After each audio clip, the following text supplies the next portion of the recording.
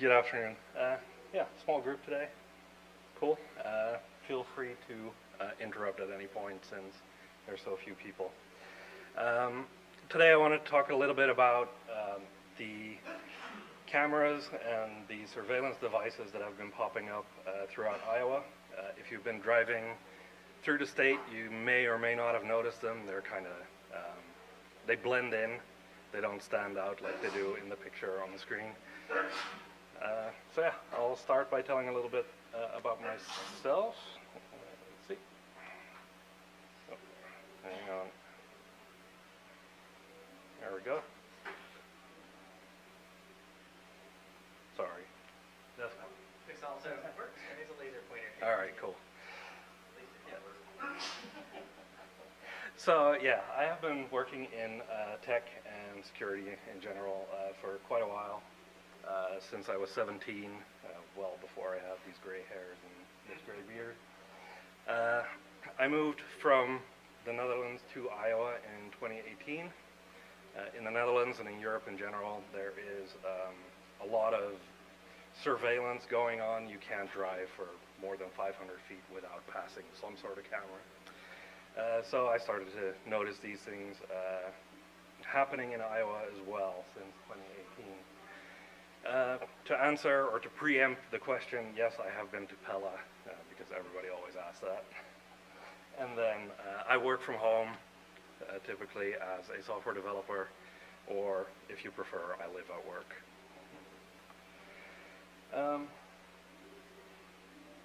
It's really odd to me that the slides are not showing up here, but that's okay. So, yeah. Well, I don't see the active one. Anyways, so one thing I enjoy doing in America is ordering stuff off of Amazon Prime. I frequently wake up in the morning with a bunch of emails saying thank you for your order, with a lot of stuff that I don't actually need. Yeah, there's supposed to be a little Jeff Bezos in the bottom there making money, but I guess he's missing. So whenever I got those emails, half the stuff I don't need, so I return it. I live in, again it's kind of cut off, but you can see the Amazon package in the bottom right there, which is where I live, Windsor Heights. And then I bring it to the UPS store, which is at the top left. And to do that, it takes me about 7 minutes by car. It's a little less than 3 miles. It takes me about 3 minutes by motorcycle. I don't know, it's math. So yeah, I take that trip too often, really. And then one day I noticed that this little camera popped up on my route, or this device. And I kind of started looking at it, wondering what is this device? Like, it had no obvious markings or no obvious purpose. It was just sitting on the side of the road in the right-of-way area, and it just sort of appeared one day. So I did what obviously anyone would do, and I started looking on the internet, and I found that the device was created by a company called Flock Safety, which is not a company that a lot of people have heard of, I find. But they are a pretty big company. They've been around for a while, I believe 2017. They were most recently valued at around $4 billion. That gives you kind of an idea of the scale. Of course, you know, private valuations don't actually translate to anything, as we know, in tech. But yeah, they're a significant player. So their product, what they sell, what they market is ALPR cameras. So if you go on their website, there's a lot of talk about ALPR.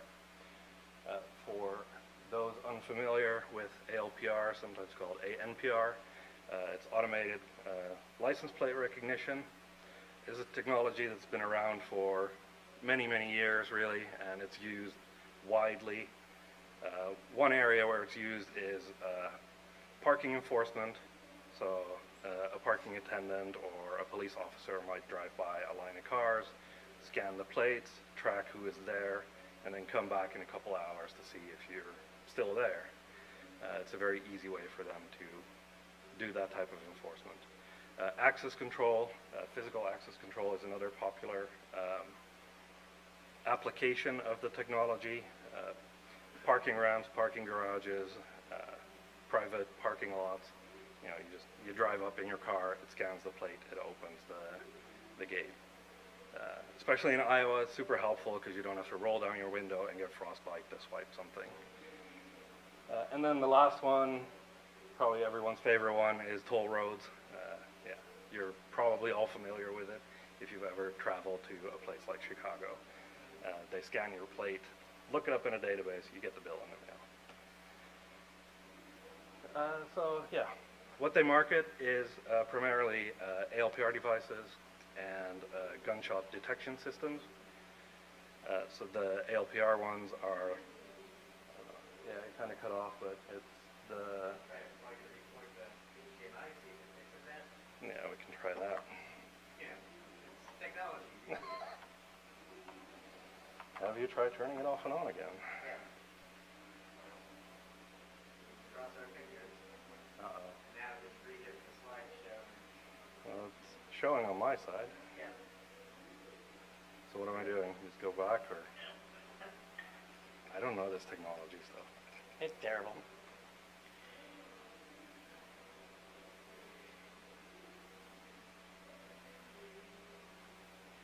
Why does it keep doing that?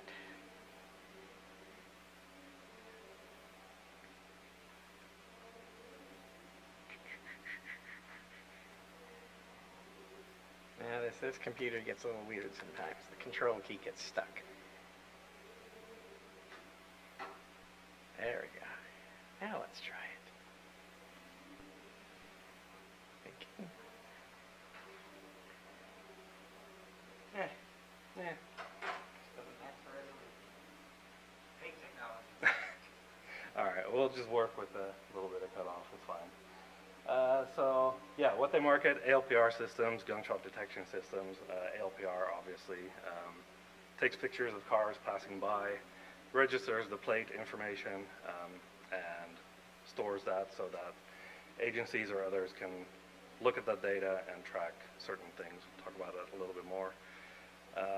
The gunshot detection systems, I think, is a product that they might sell a little bit less of. You might have heard that as well.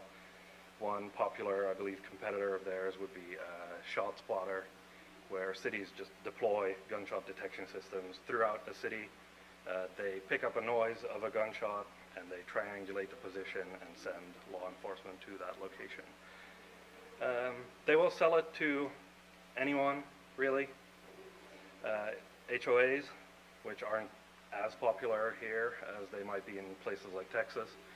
Private companies, police department, government agencies. If you want one for your backyard, give them some money and they will help you out.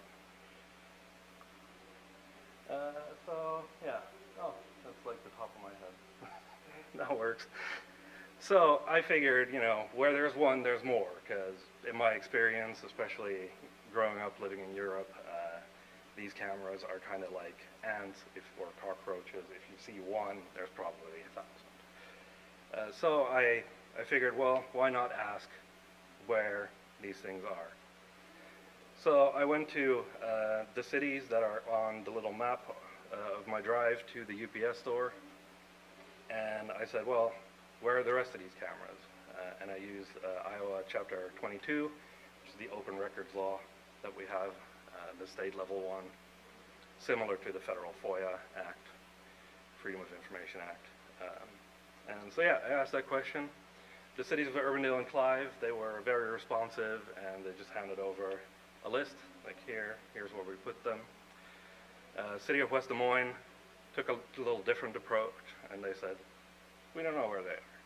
Yeah. And they said, we don't have any records of where we put them. We don't have any agreement with Flock Safety that we saved anywhere. So yeah, we don't know.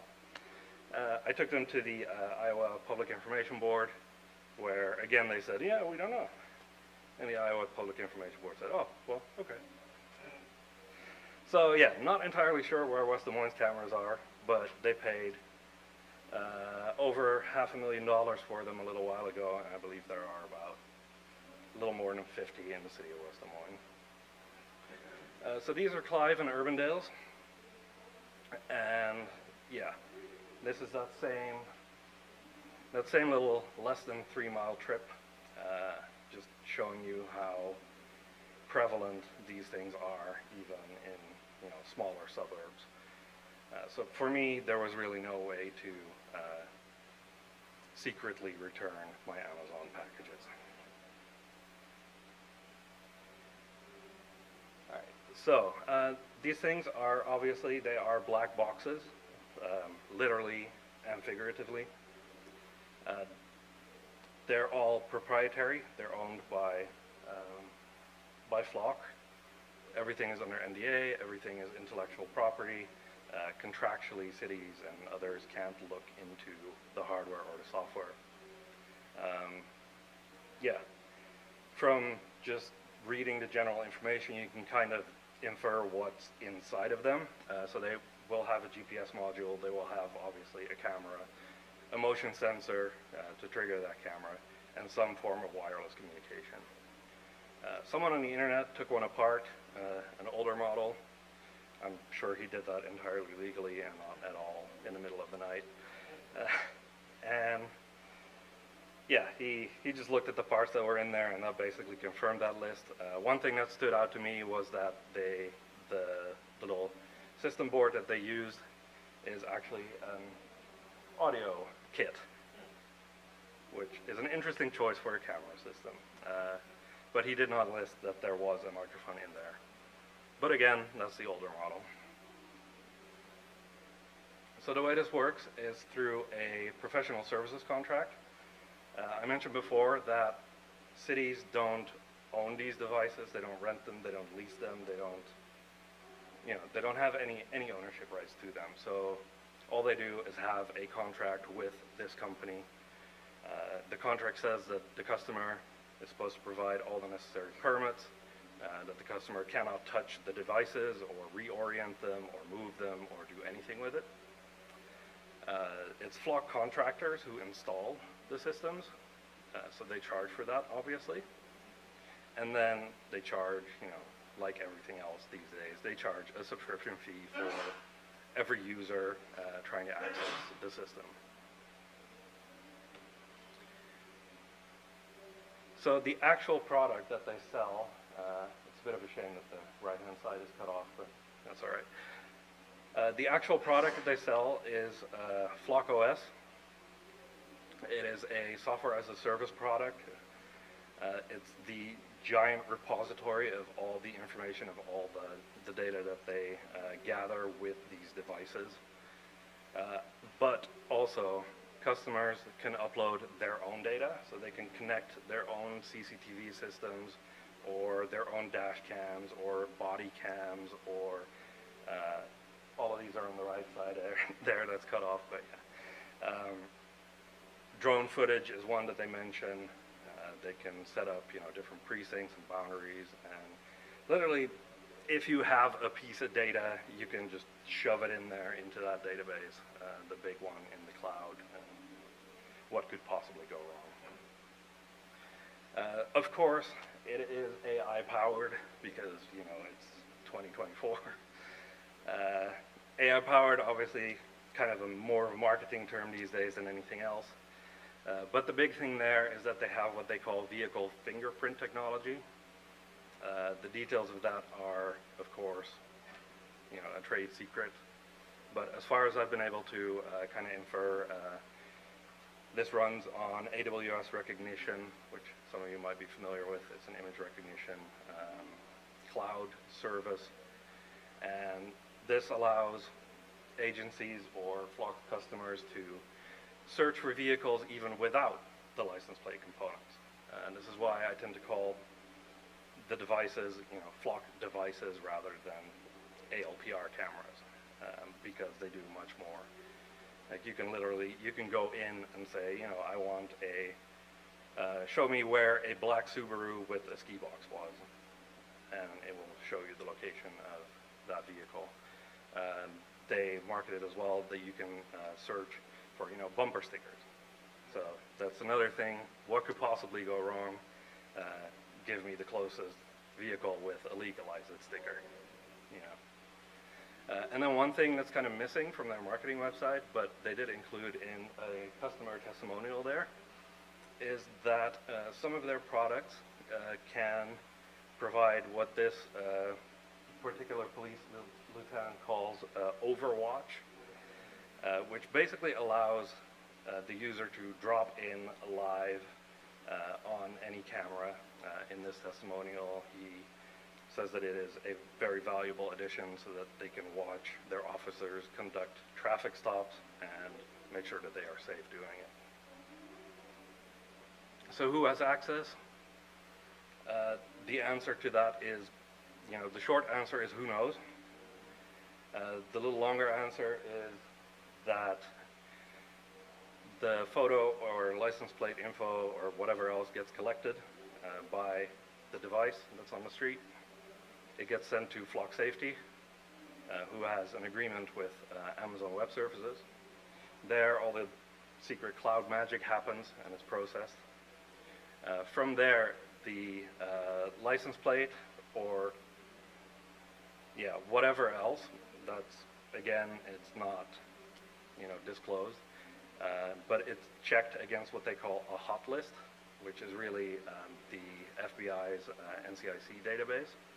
So it's transmitted every time a vehicle passes, it's transmitted in real time to that database to see if a car has been reported stolen, if there's an Amber Alert, you know, things like that. So it's a useful function in that way.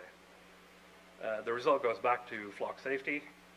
Everything gets put into this big cloud, gets stored. All the footage is, according to Flock Safety, is stored for 90 days. And then if there is an alert, it will alert the customer or, you know, their dispatch or whatever. But is it in the picture? Kind of. So while it is in that database, if you go back to Flock OS allows agencies or customers, HOAs, whatever, to share their data with other organizations. So while it is in that system, other organizations can query that data, which could be useful in, you know, a situation like my Amazon package where there are, I think in that little picture there were 4 cities and they're all very, very close together. So if you're tracking a vehicle, that's, you know, it's kind of an obvious need. So yeah, for West Des Moines, the Flock sees about 16,000 vehicles a day. So these all go to that hot list check. And then over 300 organizations have access to that data. One of them that stood out to me just because it stood out was the city of Jemison, Alabama. They have access to these 16,000 vehicles a day that are traveling through West Des Moines. To give you an idea, Jemison is the 148th largest city in the state of Alabama, with well over 2,000 people. So clearly they have a need for this information. Other agencies include, you know, NYPD and a bunch of, there's hundreds of them. I looked at the information. They have a transparency portal, so it's self-reported data. The 3 cities that I mentioned before, and then I took the University of Iowa because why not? Those together tracked 1.6 million vehicles in 30 days, which is quite a lot in a state with a population of, about 3 million. And so all of those vehicles, all of that information is being sent to the Department of Justice through the FBI, NCIC, to Amazon, to Flock, to law enforcement agencies, and whoever else. We don't know who actually retains that information. Flock says they're deleting it after 90 days. But, you know, once you do a hot list check with the FBI, there's no way to guarantee that they are immediately deleting the information. And, you know, this is just my personal opinion of the federal government. I would think that they would retain the information. What's interesting as well is the way that it's set up. The bottom's a little bit cut off. So in a lot of cases, they attach these devices to public infrastructure. They either put it on a standalone pole on, on the side of the road, or they use existing gantries like these that host traffic lights and other road signs and stuff like that. So that's all, taxpayer funded. And then Flock comes in, they stick their thing on it, and they say, this is ours, you can't touch it. And they start collecting the data and gathering the data. It's legal, most likely, because they are capturing images from a public space where there's no expectation of privacy, so there's not much to do about that. But again, my personal opinion, it's kind of sketchy to have a for-profit corporation use public infrastructure to grow their business. So yeah, it's donate to Flock Safety today. What I said earlier, it's publicly owned infrastructure, either land or gantries or poles or whatever else. They collect it, they grow the database. The more data they have, the more useful their product becomes. Same as with Facebook or X or whatever. Like the more people you have, it's a critical mass type of situation. And again, Flock owns the hardware. It's not a lease situation. It's not a rental situation. It's they own it. They can take it away at any time. They can do whatever with it. Interesting in this setup is that even though Flock makes it very, very, very clear to their customers that they own the hardware, if anything happens to the hardware, they make the customer pay for it. So if there is a hailstorm, which sometimes happens in Iowa, and a solar panel is damaged, they will charge the customer for it. Customer can say, well, I don't want to pay, and then of course they're paying a subscription fee without having that camera in their city. They changed it. These prices are not pre-agreed upon. They're just set by Flock. You can look them up online. They're on their website. So yeah, that's a good business model. Right? So, little after figuring that out, I went to return another Amazon package. See, oh yeah, most of it's there. And I noticed that there were a lot of pickup trucks parked along the road. And, I don't know why, but I tend to ask these questions, and I wondered, why is everyone here? Like, what's there to do in Clive? So I looked it up, and I saw that the Horizon Event Center is right there, and that all these trucks were, hanging out at the Horizon Event Center. So I thought, well, that's cool. Something's actually happening in Clive for once. I wonder what it is. Like, maybe it's something I should have attended. Turns out it was a political rally where Donald Trump, I included a picture in case you don't know what he looks like. He was speaking in Clive at a rally about, I don't know, whatever it is that Donald Trump talks about, and that's why all those people were there. So that kind of got me thinking again, there's all these cameras around, let me go back a couple slides here, yeah, there's all these cameras around the Horizon Event Center, and there's really no way to get there without passing one of these things. So really what they were doing, intentionally or unintentionally, was creating a list of people who attended a Trump rally. Now, whatever you think of Donald Trump, I'm sure everyone has their opinions. Governments creating lists of people attending political events is a little dicey to me. But I thought, it's a public space and there's no expectation of privacy, so there's something to be said for it.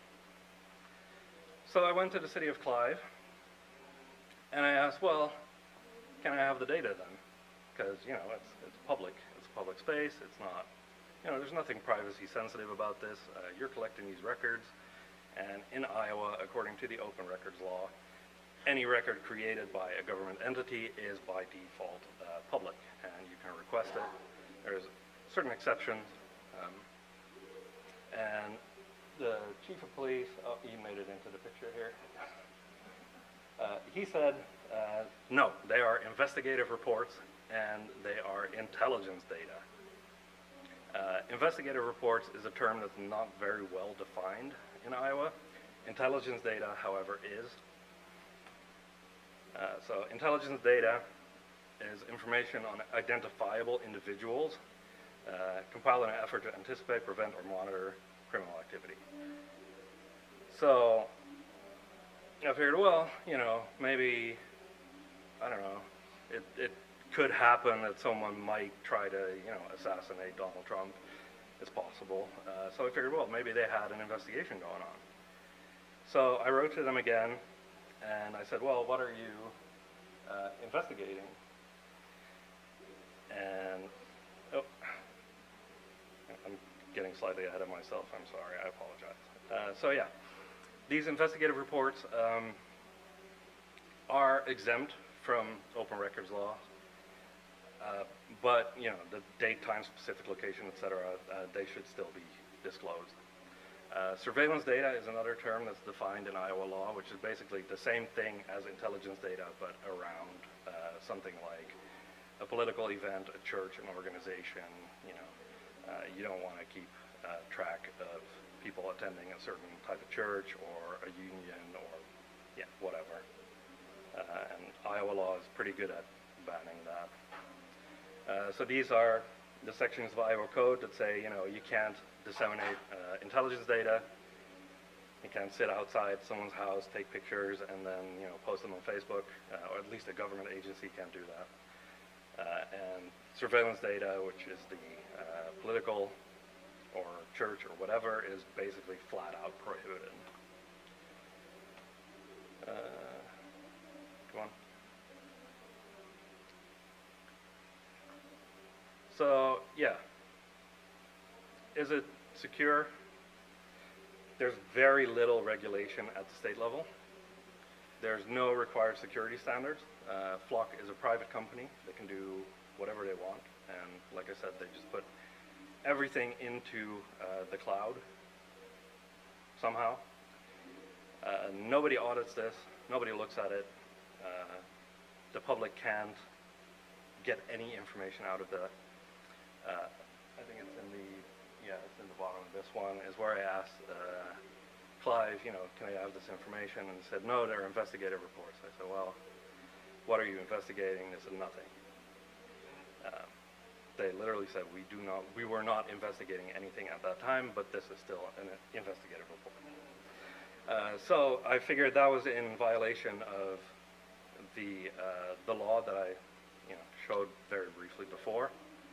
So I reported that to the appropriate agency, which was the Clive Police Department. To their credit, they took up the investigation, and they worked really, really hard at it, because they picked it up on a Wednesday, or I submitted it on a Wednesday, and they investigated it thoroughly, and they finished it on the following Monday.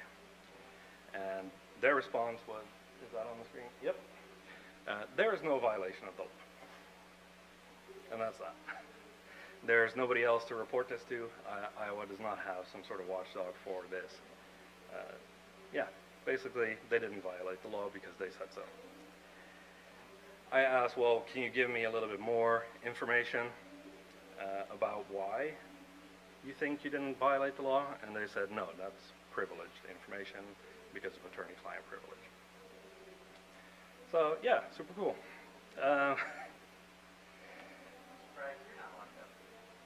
Not yet. We'll get there. So yeah, an easy thing to say for people is, well, I don't even go there. Like, you know, it's not my concern. I have nothing to hide, etc. But I believe that this affects everyone, really. They're building a nationwide network. Flock safety is not individual police departments. So whenever you take a cross-country trip, that will be documented in detail at this point. I haven't seen them in Davenport, I think, but as soon as you cross a bridge to Rock Island, there's one there. Yeah, and like I said, there's no oversight or anything. as you saw with the Horizon Event Center, it's very easy to place cameras at entrance roads and exit roads. Yeah? The squad cars have them built in, a lot of them. Oh, yeah, yeah, yeah. They do. It's not just the fixed ones. Mm-hmm. They even put them in those little, you know, the things that you see at construction sites that tell you your speed. Yeah, yeah, yeah. They have them a lot now too. So yeah, it's sketch. So yeah, there's nothing to prevent them from doing that, and parking a bunch of cars or setting up a bunch of mobile surveillance units. I think there's an open source project somewhere that you grasp very high. The license plate recognition? Yeah. Yeah, there is. Yeah. It's not, no.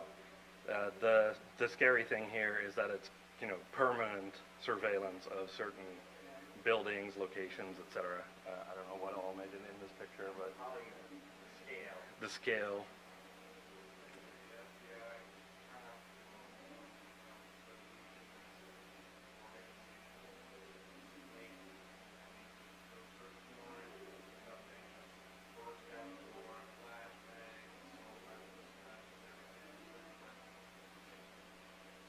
Yeah. Yeah, it's really about how much do you trust the government and Flock Safety, this private corporation, and whoever Flock Safety is doing business with. Because again, they're a private company, so we don't even really know who owns their shares or whatever, or who will own them in the future. So yeah, there were a couple more pictures here. They can set these up around things like Planned Parenthood, which would be a very hot topic at the moment. They can also set them up, this one did make it in, at a place like Brownells, which if you're not familiar is a large retailer of firearms in central Iowa. They can set them up at mosques, Catholic Church. Dubuque is really good at that. Dubuque used to be very much a hotbed for the Ku Klux Klan, so they were very anti-Catholic. Dubuque right now has, I believe in the area, these are not Flock Safety cameras, but I believe they have about 20,000 CCTV cameras operating throughout the city of Dubuque, and it's not exactly a metropolis. So yeah, this affects literally everyone. One thing I hear a lot when I talk about this is, well, it works, so you know, it's great. There's a lot of anecdotal evidence that criminals are getting caught. However, there are no statistics, there's no oversight, and we have no idea of how many scans, how many data points are created to solve a single crime or missing persons case or whatever. Let's see what made it in here. Yeah, so the quotes there is the mayor of San Francisco saying, oh, we're just going to buy 100 of them and then, you know, crime will be done. There's one anecdote from a murder that was solved using these cameras, so they definitely do have value in that respect. There's one where an Amber Alert triggered when a car drove by and they recovered a child through it. So they are very useful tools for law enforcement. The question that I ask is it worth it? Because there's, you know, technology is not inherently good, it's not inherently bad, it is what it is. You can use it in many ways, and it's a question of security and trust. So right now, we don't know the security level, essentially, and all we can do is base it on trust. Trust of both local governments, homeowners associations, private corporations, and Flock Safety, Amazon, whoever they partner with, the FBI, etc. Let's see. So went through this fairly quickly, I believe. So yeah, there's a website with a little bit more information, cams-iowa.org, if you want to check that out. If this has in any way, you know, convinced you that these are questions worth asking. Please write letters to whoever, really, your state representative, local representatives. Attend city council meetings, because that's where all these things come in. They're proposed typically by a police department. They go before city council. City councils, especially in smaller towns, when the chief of police is there saying, hey, I want this, they go, cool. So yeah, those would be great moments to speak up and give an opinion if you have one. You can donate. I am seeking to take some civil action against the city of Clive to, call them out on their nonsense, essentially, because the law does provide for some limited civil remedy. Or, visit EFF, ACLU. EFF has been writing about the proliferation of these types of cameras and situations for years, if not decades.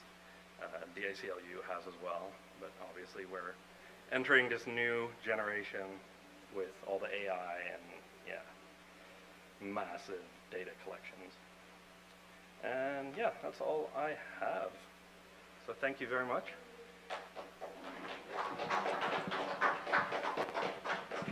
Got any questions? You can either use your projection voice or I can bring the microphone. I'll use the voice.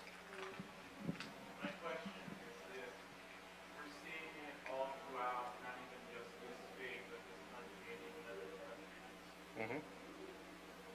It seems that there is no turning back the clock. We let out the genie with this mass surveillance, complete invasion of the space. In this day and age, no such thing as privacy.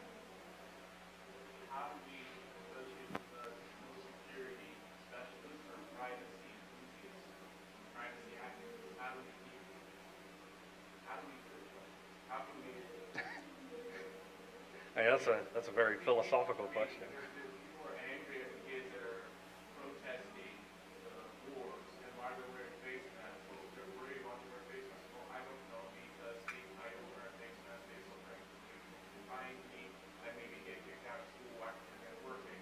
And they did the same thing to truck drivers in Canada that were protesting the vaccine mandates.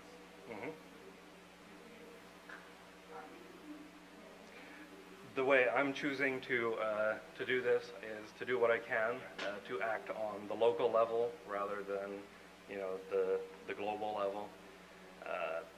Local governments, it's, especially in Iowa and states like Iowa, it's very easy to speak with them. It's not hard at all to get a hold of your state representatives or your local police department or anyone else. So yeah, that's a very impactful way of trying to at least curb it a little bit, I think. One of my favorite techniques is to people who buy those cameras, remind them that they're on the cameras too.